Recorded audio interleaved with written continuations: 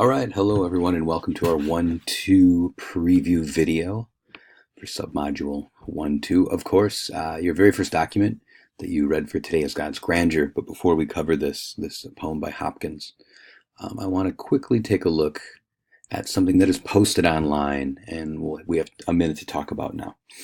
So it's a post or a document entitled How to Read and Write for This Course that you'll see on our homepage. How should I read for this course? Well, hopefully you've already read through this. But there's lots of different ways to read. And basically what I'm saying here is in terms of yourself as a reader, not just for this course or just on the environment, but being a good reader in general, you have to know how you're reading, what strategy you're using, and what you're reading for. And of course, you'll have an easier time finding it. That goes without saying. I know we all know that. But here's some different things that your brain probably is or should be doing as you read, especially for this course. And of course, you can transfer these to other classes or to your future as well. But one, the basics of literary interpretation as pertains to this course. But anytime you're dealing with a story out there in the world, you should be thinking about these things because you can critique them. Setting, plot, climax, the character and the character development, right? Are they getting better? Are they getting worse? How are they changing over time? We know these things from high school, so I'm not going to belabor them. Any character flaws, right? What's the action or the rising action? A big one is what's the trouble or the problem? These are all, I think, easy to see in stories. Maybe if we're reading a poem that you're a bit lost on, maybe you can look for some of these things. Especially maybe this one, what's the trouble in the poem? What does it seem to be, right? And that can get you into a poem that seems to lock you out of meaning and you're having trouble interpreting it. So when lost with poetry especially, which tends to be the hardest thing to read, at least in some poems, you might return to these basic ways of reading a story or a movie or something like that and read the poem that way, and that's going to help you out. You're probably all familiar with these three types of conflict. So is it two people fighting each other to some extent? And that could be, a book about marriage. It could be a superhero movie. It could be anything, right? Human versus self is, of course, psychological, trying to overcome sort of challenge that's internal, right? And then humans versus world. And that is a good breakdown for our environmental course. There's humans in the world. What is the conflict? How can we overcome it? Is hope offered? That's going to get us back to the environmental theme of our course. We can look at literary devices too. We don't have time to go over all of them. We'll just go with what you know. This isn't a training course in literature. It's just going to assume that you know some things, and I'll try to teach you some things along the way. But you'll have plenty to say if you just go with what you know, so to speak, from this list. The next thing we can do in anything, and this will be important in our course, is read for power. Basically, who has it and who doesn't. Who is allowed to speak and who isn't, or what views are left out, right? Again, how does this transfer outside of literature? Well, if you're reading a newspaper article on climate change, and the newspaper article lets you hear from CEOs and from citizens who appreciate what that corporation is doing. We haven't heard from scientists. We haven't heard from other businesses that might be more green, that have a better plan. We haven't heard from citizens who don't like what that corporation is doing. We haven't heard from politicians, right? So you can always critique an article by looking at who's allowed to speak and who isn't. Not allowing someone to speak is taking away their power. Now, not everybody can speak in a poem or a newspaper article, of course, but you can still critique for this and say what viewpoints or what speakers or communities of values are left out. And so that's a great way to read for power. And this is one that will transfer to your real life, whether you're in the sciences or whether you're going to be doing some community-based work, social work, or whatever it is, anything like this. You can always read for power because there are a lot of power divisions in our society. And people who don't have power have trouble changing the world for their favor. And so that's a great way to read the world, and we'll read our texts for that as well. We've just got some other questions in here that you can look at. Literature as argument and social commentary. We can just appreciate literature and poems and read it this way and feel it more than think about it, I suppose. But we want to think about it as well. Nothing is just a good book, but it's social commentary and argument on how we're living. What are we doing right? What are we doing wrong? Where does hope lie? The better world lie, right? Those type of things. So again, we'll just kind of assume that you've got, enough to say there, but just know that that's a way of reading. And lastly, the environmental, eco-critical, and sustainability lenses from the course. That would be, so far we've covered fall, recovery, stewardship, dominion, or domination, right? And there'll be more as we go through the course. A last one I'll offer you is you can always just think about, well, what is this text, self-text world? This is how high school English is taught a lot, but it's still useful for us as well, of course. What does this text mean to me in my life? I don't need to connect it to world problems. I don't need to figure out the wholesale argument and all the sub-details and the evidence for the claims or the reasoning. I just need to feel like how this connects to my life. We can do that, and you'll have moments to do that. But the higher level stuff, of course, we want to be here. What is the text message? If it says that the world has fallen in some way or that we're degrading the environment, what reasons does it provide? Does it say that it's because of economic reasons? Does it say it's because our policies aren't good enough? Is it because we continually need to develop, right? Something. We'll read some poems, the middle of the poems from today, like Who Runs America, that basically show that basically it's corporations and industry that are ruining and poisoning America, right? And Who Runs America is saying, like, basically they must run it, even though other people should probably run it, right? And so that's what the text is saying. It's making that argument, so to speak. And then, of course, we can connect that easily to the world as well. Not if it's psychological, it might just be, what does this teach us about human psychology and ourselves as individuals? But then, something like Who Runs America, we can connect to the world very easily. All right, so we'll leave off there, but just know that those are all different ways of reading in general. Let's move on to God's grandeur here. All right, welcome back. I'm having a few screen issues. We'll see what I can do here to get everything lined up. There we go. Let's try this. All right. So what do I want you to think about here as we move into the poems for today? I picked a variety of poems. Some are clearly nature poems. I think God's Grandeur is clearly a nature poem. Others less so, but I want you to use these ways of reading, fall, recovery, and dominion, stewardship, as ways to start to understand these. And then you'll note that I always have the reading questions for you. And I tried to help you out too with more of the literary interpretation by jotting down things in red that you might think about as you go. So God's Grandeur, we'll just kind of move through these quick, and I'll set you up with a few things that might help out. You might note the speaker and the conflict. What is the conflict here? If you can't figure out what to do with a poem, look for the trouble, look for the conflict, right? It seems to be right here. And that's all I'm going to tell you. I'll let you kind of work with it from here. But why do men then, humans of course, then not wreck his rod? I guess I should give some background to this poem quickly.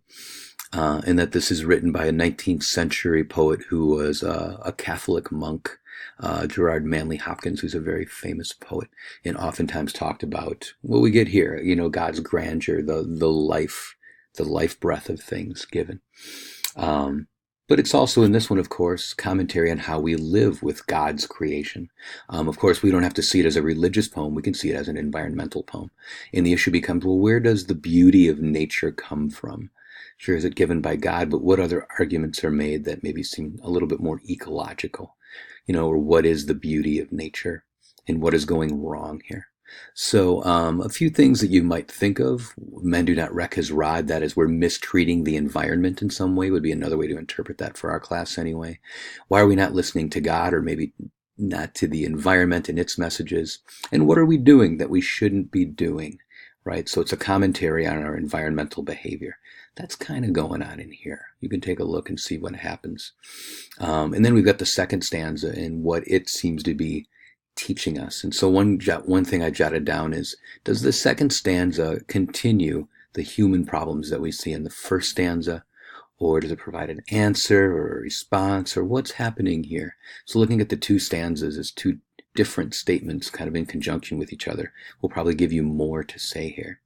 The other thing, since we are dealing with poetry, and you've probably done a bit of this before at least, you'll notice that they're organized differently, right? This seems to be a different type of rhyme scheme. It's like A, B, B, A, B, B, right? And not even quite that. I guess it's a bit more complicated than that. But this is very different than, and this is what's important, the second stanza, where it's just A, B, A, B, A, B, meaning spent, went, and bent, things, springs, wings, back and forth. So this seems to work in threes, and this seems to work in lines of two. And what do you make of that? What does that say to reinforce the views of nature here? And that would be the thing to do with this. If we move on to London, real quick. Use your reading packet. But what human problems do we see here? What human health problems that a poor environment causes? That's an interesting way to read this poem, which seems to be sort of a hopeless poem, and was written, as you see, in London in 1794. So this is an older poem, actually a bit older than our first poem. So you can read these, both of these poems, for fall or recovery. We could go back to God's grandeur and say, are we fallen? Is there some recovery implied? Or kind of like Aphrodite, is it kind of not fall or recovery in God's grandeur? Is it not fall or recovery in London? Or is it just fall with no recovery? What's implied here? And that's a great way to read these poems. The Negro Speaks of Rivers, a more modern American poem, as you can see, written in 1921 by Langston Hughes. I put questions for you in red. I think what we might do with this is look at how history and culture are used to label and sort of consecrate nature as being something that can revive us. So how are history and culture used here? And again, how does that relate back to what we learned in the first unit, that people are in charge of naming things? And is that helpful or not in this case? So work with that and a few other reading questions, and you'll have plenty to say. The War Against the Trees. Let me move this over for you. There it is right there. Use the reading questions. You'll notice there's some end rhyme going on. You'll notice all the stanzas look even, so it doesn't seem that the world is discombobulated. There's a lot of evenness in this poem. Usually if there's uneven lines, it can mean a chaotic world, but this world seems pretty well ordered to look at the poem. And so you might ask yourself, what is the sense of order in the world do in this poem? Is it a critique of the sense of order? Or is it saying that the world is well ordered and our environmental behavior is well ordered? And so you might look at things like that. And in the end, you can look at your reading questions, but other basic issues.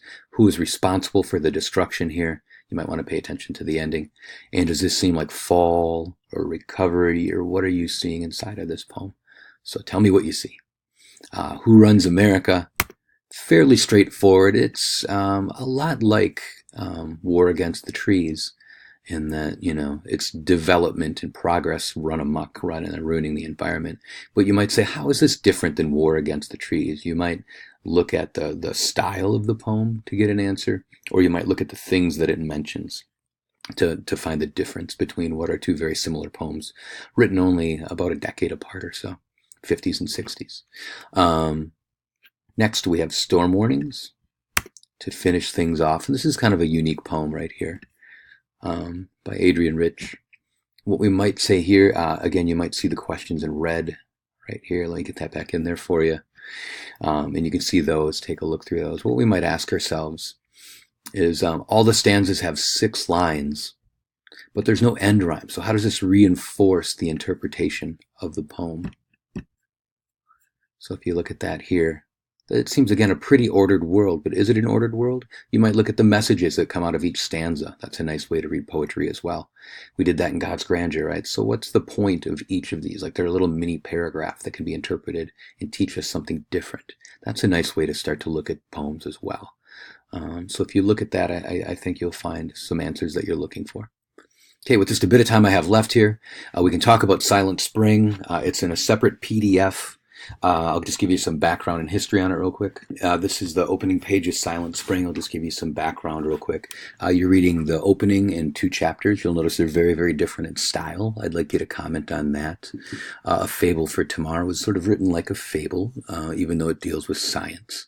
So look into that. But let me give you the background and history first on this really interesting book. Most people would say that this is the book that started the modern environmental movement in America. It was written in the early 60s. By the 70s, we had the Environmental Protection Agency, a wing of the government to protect the environment. We'd never had that before. We had things like Earth Day. We had a very active environmental movement by the 1960s and 70s. Before this, it's worth remembering, people hadn't been worried about chemicals in their environment. We were spraying DDT everywhere and on top of our crops, and we were eating them. And so we started to figure out this is bad, right? And Silent Spring was the book that became a public phenomenon that outlined how this happens and some of the things that science knew, but it was a story that wasn't getting told or was locked away in scientific papers. Well, you can look at this book and its style and how it's written to see how it became public. And it began a large debate over the place of chemicals in our life, in our environment, on our food, etc., etc. So comment on the language. Tell me what you see inside of here, why it might have been a successful book and better than scientific writing. That'd be interesting to comment on. But look for fall, recovery, etc. The last things I'll say quickly. Brief newspaper article, could carbon capture technology be the silver bullet? Look for fall, recovery, etc.